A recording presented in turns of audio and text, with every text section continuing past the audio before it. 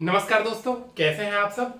उम्मीद करता हूं आप सभी बहुत अच्छे से होंगे। देखिए, पोस्ट ऑफिस की तरफ से एक बम्पर भर्ती आ रही है। इसका एक नहीं दो दो नोटिस जारी हो गया है। दोस्तों, एक चीज मैं बता दूं, बहुत सारे कैंडिडेट का अभी अब सवाल चलने वाला है कि क्या सर इस वैकेंसी में भी आप लोगों का जो परसेंटेज के आधार पर भर्ती होने वाली है, यानी कि डायरेक्ट रिक्रूटमेंट। तो मैं आप लोगों को बता दूं, इस भर्ती में ना सिंपल सा एक रिटर्न एग्जाम है, उसी के आधार पे आप लोगों का सिलेक्शन होने वाली है। और बात रही पोस्ट की, तो एक प्रकार की पोस्ट नहीं आ रही है, तीन तीन प्रकार की पोस्ट आ रही है। अगर आप 10वीं पास है आपके लिए पोस्ट है, 12वीं पास है आपके लिए पोस्ट है, और हर एक राज्य के लिए अलग अलग पोस्ट है। यानी कि जितने भी सर्कल है, जैसे कि आप सभी ने जीडीएस के थ्रू देखे होंगे कि जीडीएस में जितने भी सर्कल है, सभी सर्कल का अलग अलग पोस्ट होता है, वैसा ही सेम टू सेम इसमें भी है। तो आप लोगों को आज मैं आगे नोटिस भी दिखाऊंगा दोस्तों, और इस वैकेंसी का selection process, salary, age criteria, सब कुछ आसान भाषा में बताने वाला हूं।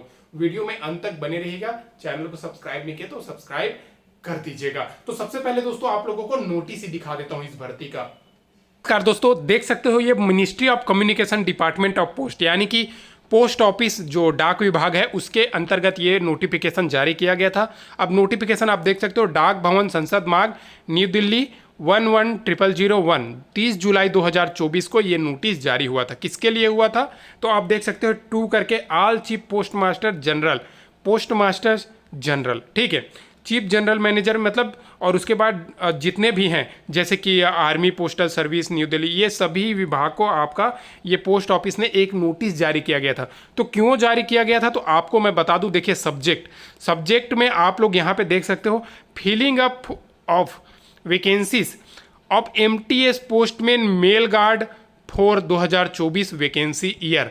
तो इसी जो 98,083 पोस्ट है ना, इसी से रिलेटेड ये नोटिस जारी किया गया है। अब देखिए दोस्तों, इस भर्ती का, पोस्ट ऑफिस का यानी कि डाक विभाग भर्ती का, अगर हम टोटल पोस्ट की बात करें तो 98,083 पदों की वैकेंसी का नोटिस जारी हुआ है। आप सभी को पता है 2023 में भी इसका नोटिस जारी हुआ था, लेकिन किसी कारणवश डिले हो गया। पहले ये जो भर्ती थी ना, वो प्राय मतलब कुछ पोस्ट पे तो सीधी भर्ती हो जाती थी, लेकिन बाकी जो भर्ती है ना, वो सारा का सारा प्रमोशन के आधार पे किया जाता था। लेकिन अभी दो नोटिस जारी करके, जितने भी अभी आप सभी को पता है सभी सर्कल में बहुत सारी वैकेंसी खाली है, तो उन सभी को पूरा करने का दो नोटिस जारी करके आप लोगों को बता दिया। एक नोटिस आप लोगों को मैं दिखा ही दिया। अगर हम बात करते हैं, जो तीन प्रकार की पोस्ट है, तीनों में अलग अलग वैकेंसी है। जैसे कि आपको बता दूं, पोस्टमैन में 59,099 पद खाली है, मेल गार्ड में 1445 पोस्ट खाली है, एमटीएस में 37,539 पोस्ट खाली है। यानी कि ये तीन, पोस्टमैन, मेल गार्ड, एमटीएस, तीन प्रकार की पदों पे भर्ती हो रही है। अब देखिए, एक चीज मैं बता दूं, योग्यता तो आप लोगों को बता दूं, एमटीएस 10वीं पास है, बाकी जो मेल गार्ड और पोस्टमैन की वैकेंसी है वो आप लोगों को 12वीं पास देखने को मिल रही है, ठीक है।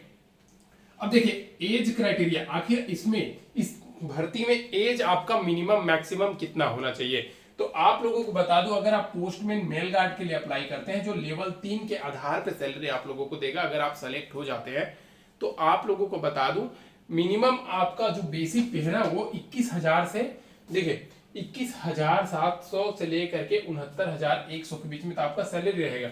लेकिन आपका जो योग्यता है वो 12th पास रहेगी। बाकी 10th पास वाली वैकेंसी एमटीएस है, जो लेवल 1 के आधार पे आप लोगों को सैलरी मिलेगा। अब देखिए, एक चीज मैं बता दूं दोस्तों, एज मिनिमम 18 से 27 साल आपका पोस्टमैन के और मेल गार्ड के लिए है। बाकी एससी है, एसटी है तो 5 साल की छूट मिलेगा एज में, ओबीसी है तो 3 साल की छूट एज में मिलेगा। साथ ही साथ जो पीएच कैंडिडेट है, एज पर गवर्नमेंट के नियम के अनुसार 10 साल की उनको एज में छूट मिलता है, और जो एक सर्विसमैन कोटा कैंडिडेट है उनको भी, ठीक है। अब देखिए, लोकल भाषा, आपके क्वालिफिकेशन के आधार पे लोकल भाषा भी बहुत जानना जरूरी है। अगर आप जैसे कि हिंदी राज्य से अप्लाई कर रहे हैं, जैसे उत्तर प्रदेश से भर रहे हैं, तो आपके जो 10th के सर्टिफिकेट में है ना, वो हिंदी सब्जेक्ट होना चाहिए।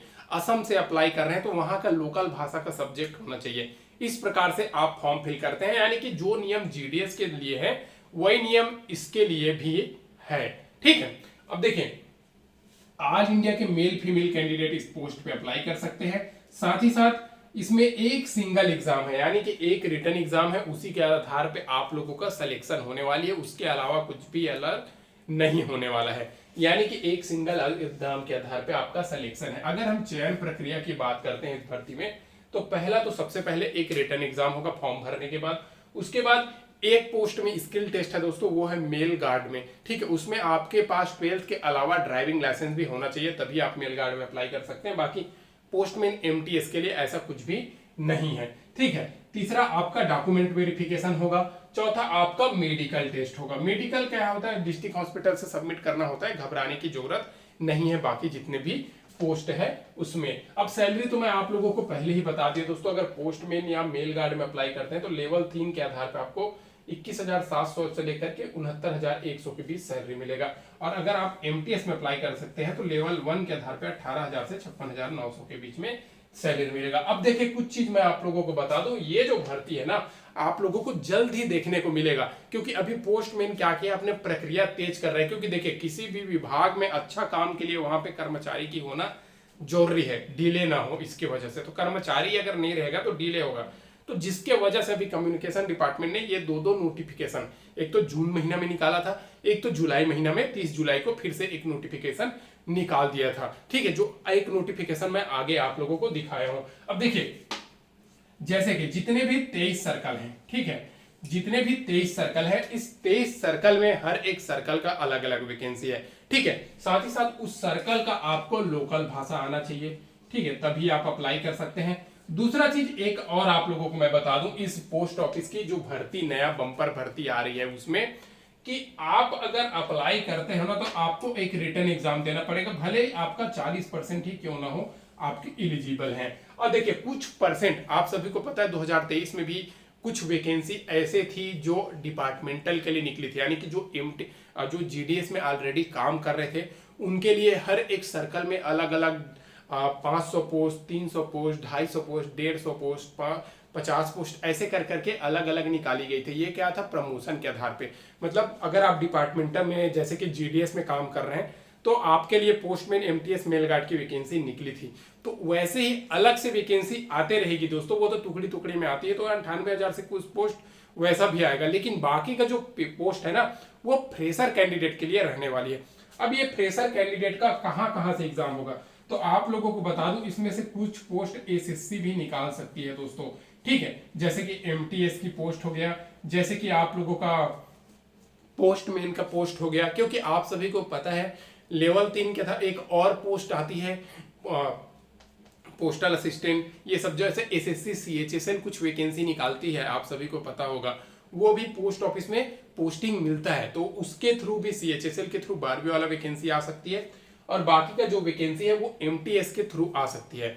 तो देखिए अब आप इस वैकेंसी में फॉर्म फिल भरना चाहते हैं इस भर्ती में, इस पोस्ट ऑफिस की 98,083 वाली वैकेंसी में, जो आगे के 6 महीना में कभी भी आ सकती है, तो आपको क्या सिलेबस तैयारी करना है। तो देखिए आप एक चीज मान के चलिए, एमटीएस की पुराना सिलेबस रट लीजिए। जैसे कि अभी के सिलेबस में आप सभी को पता है कि 20-20 क्वेश्चन आता है मैथ्स और 20 क्वेश्चन उसका आता है, ठीक है।